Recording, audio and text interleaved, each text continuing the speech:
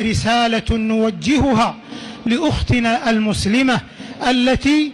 تؤم هذا البيت لتصلي فيه، فهي على خير وأجر عظيم، لكن عليها أن تحرص أن تتأدب بآداب الحرم بحجابها وعفافها وحيائها وحشمتها وعدم اختلاطها بالرجال، وأن تصلي في الأماكن المخصصة للنساء في أواخر صفوف الحرم. وقد قال النبي صلى الله عليه وسلم: لا تمنعوا إماء الله مساجد الله وبيوتهن خير لهن وليخرجن تفلات، أي متبذلات غير متعطرات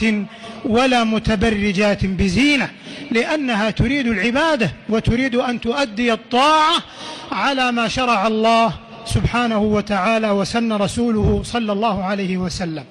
وكذلك لفتة إلى إخوتنا المعتكفين: تقبل الله منا ومنهم الاعتكاف وسائر الأعمال، أن يحرصوا على فقه الاعتكاف والالتزام بآدابه،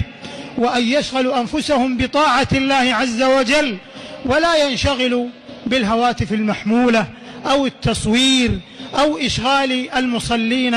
في الحرم بمثل هذه الأمور الجانبية. وعليهم أيضا أن يحرصوا على الاعتكاف في المكان المخصص للاعتكاف، وهو في الحرم الشريف في قبو الحرم. والحرص من ولاة الأمر وفقهم الله على أن تكون منظومة الخدمات متكاملة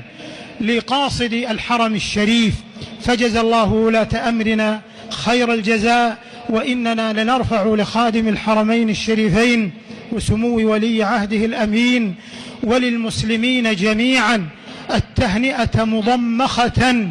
بوافر الدعاء ومضوعة بعاطر الشكر والثناء أن من الله علينا بحلول هذه العشر المباركة، والله في اغتنامها